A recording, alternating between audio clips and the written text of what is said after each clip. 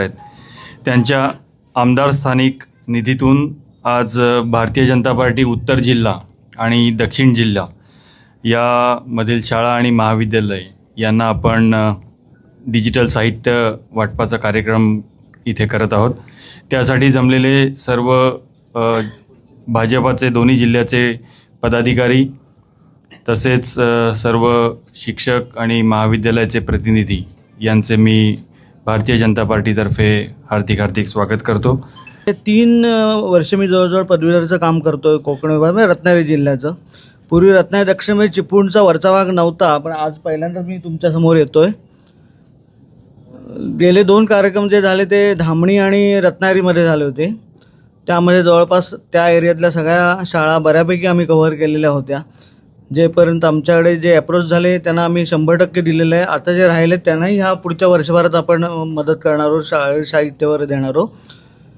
2 गोष्टी आहेत की काही आमच्यापर्यंत येत नाहीत, नंतर मग बोललं जातं की आम्हाला मिळालं नाही वगैरे। तर असं न करता ज्या ज्या शाळा आहेत, आपल्या शैक्षणिक संस्था आहेत ज्या आपल्या विचारांच्या आहेत, आपल्या विचारांबरोबर आहेत, त्या आमच्यापर्यंत पोचत नाही। तर तिथले जे कार्यकर्ते आहेत त्यांना माझी विनंती आहे की त्यांनी आमच्यापर्यंत पोचावं, विनंतीपत्र द्यावं की आम्हाला जे काय साहित्य अपेक्षित आहे ते आम्ही नक्की 100% पुरवणार आहोत। आज निलिमाताई इथे स्वतः आलेले आहेत, निरंजन सर येणार होते पण अधिवेशन चालू असल्यामुळे त्यांना यायला जमलं नाही आहे। भविष्यात पुढच्या महिन्याभरात त्यांचा एक दौरा नक्की लागणार आहे। ते आपण जी काही मागणीपत्र असतील ती कार्यकर्त्यांमार्फत आमच्यापर्यंत येऊ देत। जिल्हाध्यक्षांपर्यंत आली ती आपोआप आमच्या ठाण्याच्या ऑफिसला जमा होते।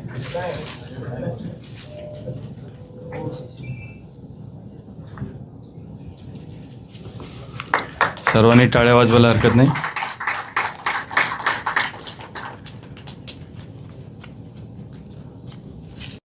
जी डावखरे यांच्यापर्यंत किंवा यांच्या कार्यालयापर्यंत पोहोचवण्याचं काम जी लोक करतात त्यांचा प्रातिनिधिक स्वरूपात आपण सन्मान करतोय।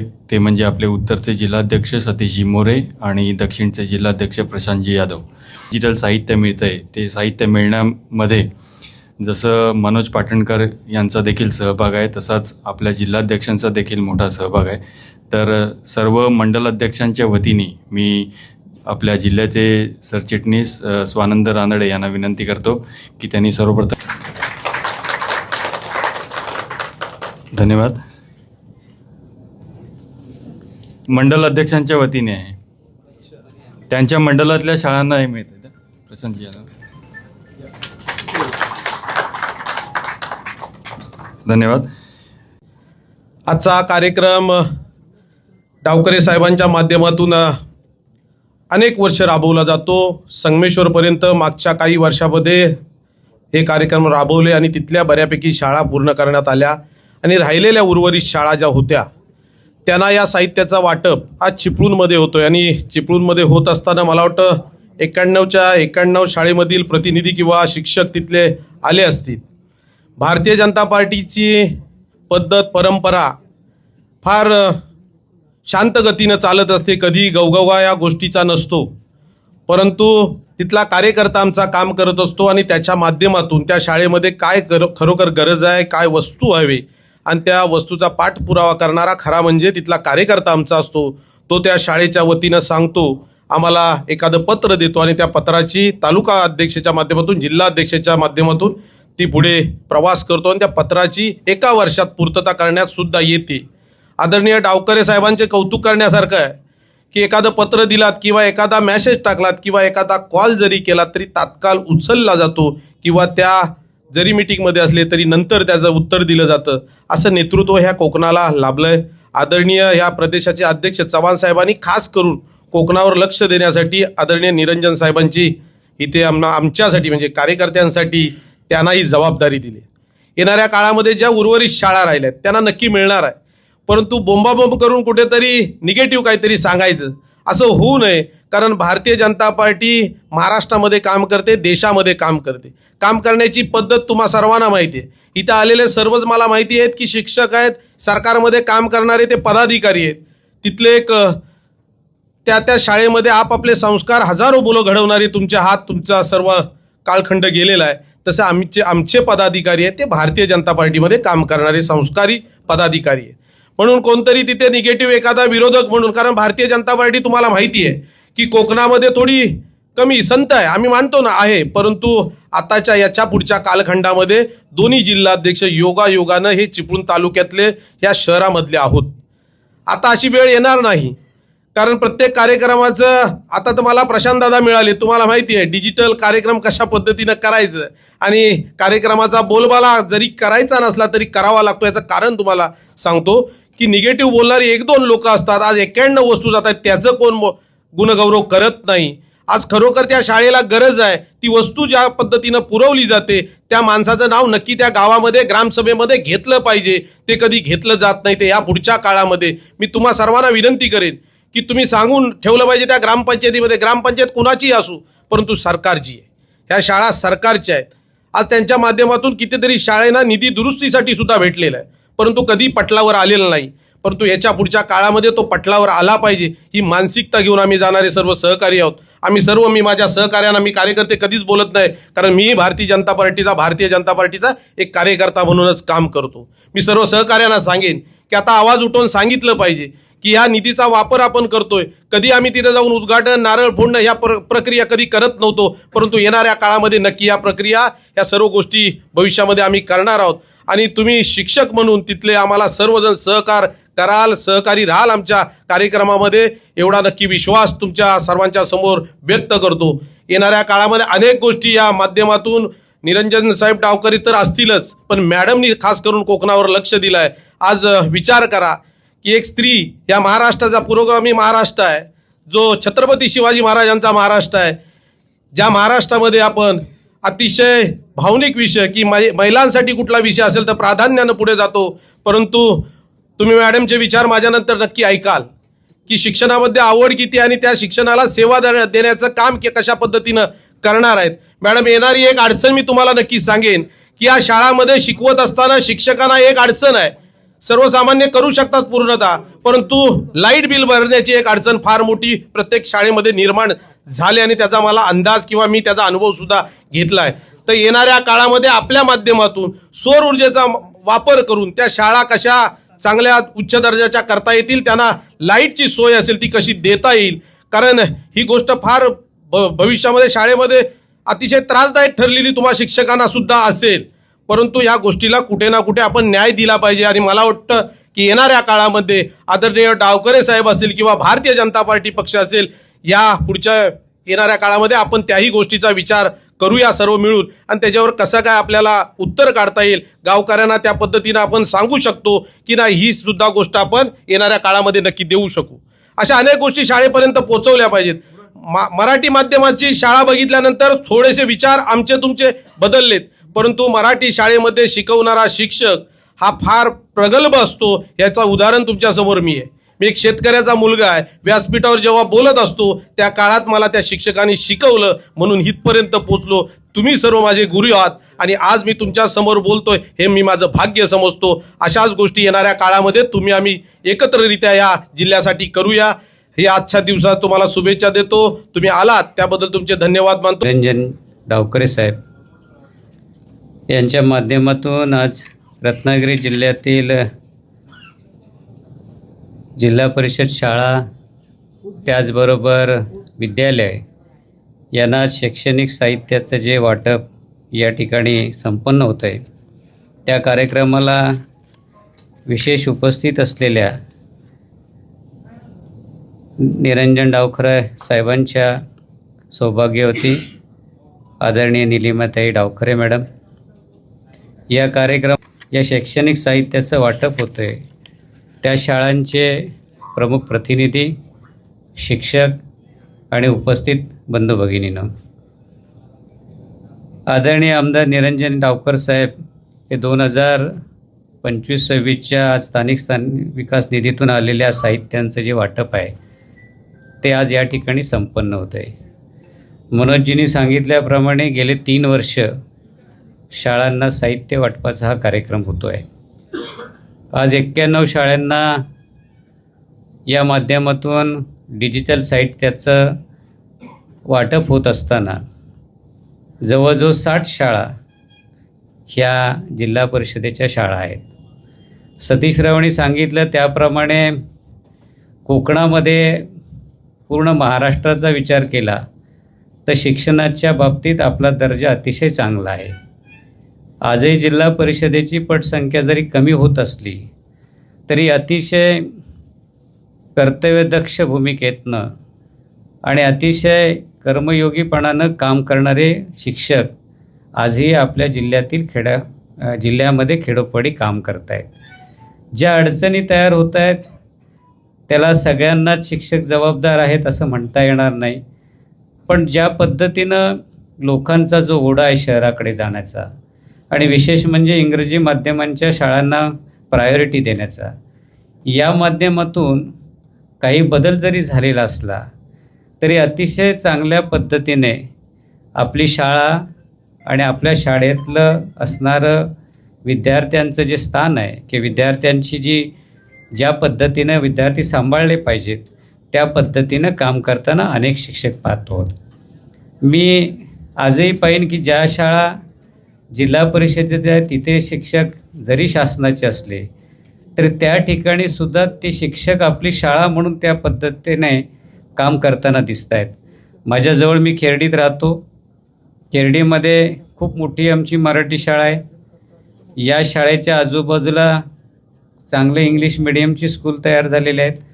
परिस्थिती अशी निर्माण झालेली आहे की त्या जिल्हा परिषदेच्या शाळांमध्ये आज खऱ्या अर्थानं विद्यार्थी स्थानिकचे नाही आहेत, तर त्या ठिकाणी विद्यार्थी परप्रांतीय आहेत आणि अशा परप्रांतीय ठिकाणी ती शाळाला सगळ्या सुविधा आपण देतो आहे, पण त्या शाळेमध्ये शिकणारी मुलंही आपली नाही आहेत.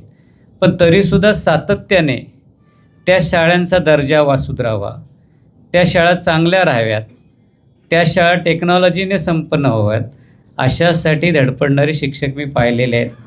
अनेक कारणास्तव मॅडम शिक्षक आमच्याकडे येतात, अनेक गोष्टी सांगतात. शक्य असेल तिथे आम्ही स्थानिक असल्यामुळे त्यांना मदत करतो, पण हीच परिस्थिती अशी आहे की ही शाळा आमची टिकली पाहिजे. आज पटसंख्या कमी झाली म्हणून सगळे शिक्षक कमी करायचं जे धोरण सरकारचं आहे ते कदाचित त्याचा फेरविचार व्हायला पाहिजे.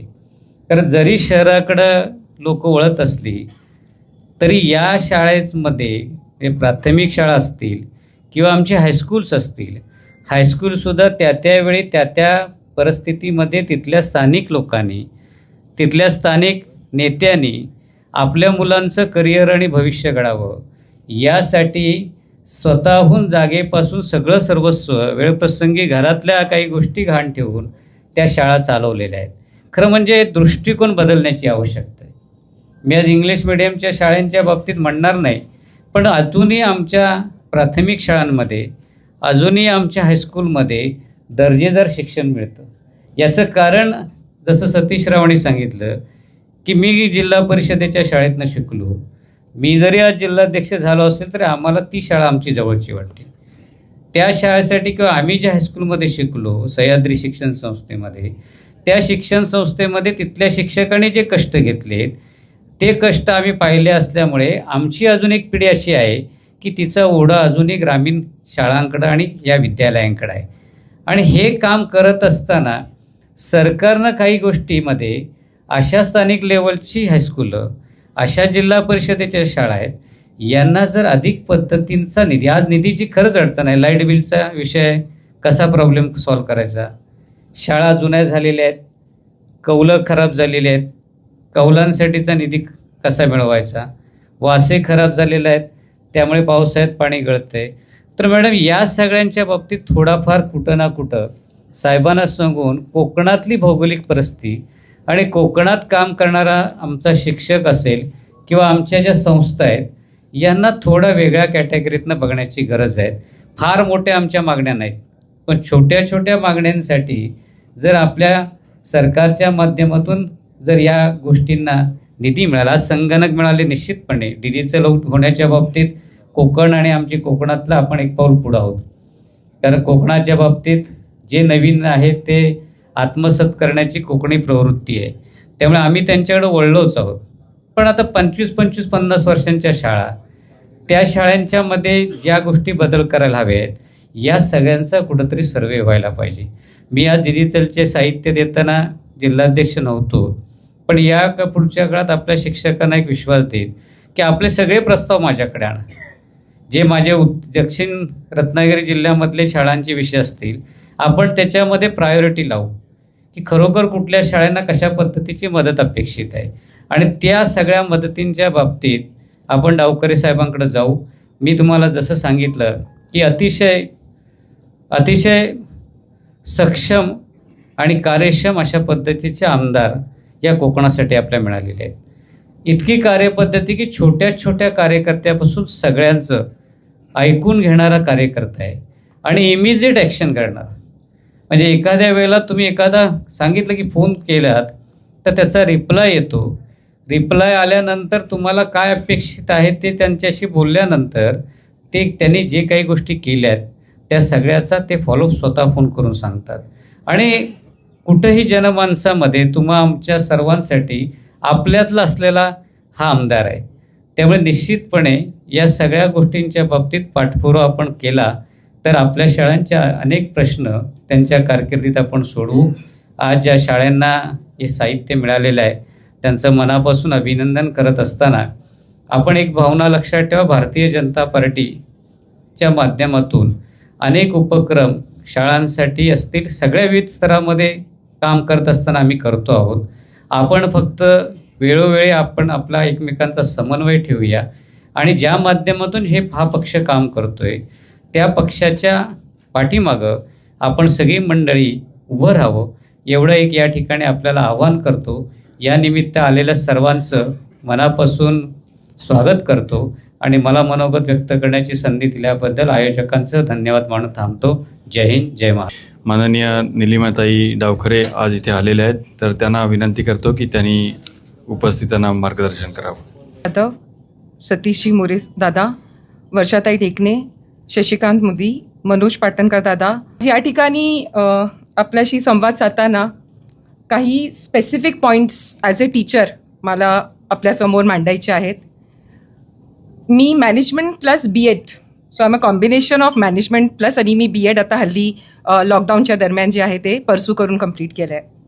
जेव्हा मी मॅनेजमेंट पॉईंट ऑफ व्ह्यूने हा सगळा कार्यक्रम बघते तर आपण what, Wien, Y and how हा विचार करतो की आज आपण इथे काय करतोय. तर आपल्याला इथे हे जे आपण सगळे इथे जमलो आहे तर आपण काय करतोय, तर आपल्याला काही साहित्य इथे वाटप केलं जातं आहे निरंजनजी यांच्या आमदार निधीतून. तर आपण साहित्य जे देतोय ते चांगल्या दर्जाचं आहे. HP कम्प्युटर्स आहेत, डेस्कटॉप ज्यांनी मागणी केलेली, आणि झेब्रॉनिक्सचे अँड्रॉइड प्रोजेक्टर्स आहेत. तर म्हणजे आपण आपला मोबाईल कनेक्ट करून डिस्प्ले करू शकतो. इंटरॅक्टिव्ह पॅनल जर कोणी मागणी केली आहे तर ते पण आहेत विथ लर्निंग ॲप्स, आणि मल्टीफंक्शन प्रिंटर आहे. तर हा जो आहे हा वॉटचा भाग आहे की आपण इथे काय करतो, आपण ज्या मागणी केल्या त्या हिशोबाने काहीतरी दर्जेदार जे आहे ब्रँड त्या हिशोबाने आपण देण्याचा प्रयत्न केला आहे. वेन, तर from teacher's point of view मी जर बघते तर हा अकॅडमिक इयर जो आहे आता आपला संपतोय, एक्झाम्स ऑनगोईंग आहे आणि नवीन अकॅडमिक इयर जो आहे त्याची तयारी आता सुरू होईल आफ्टर वकेशन.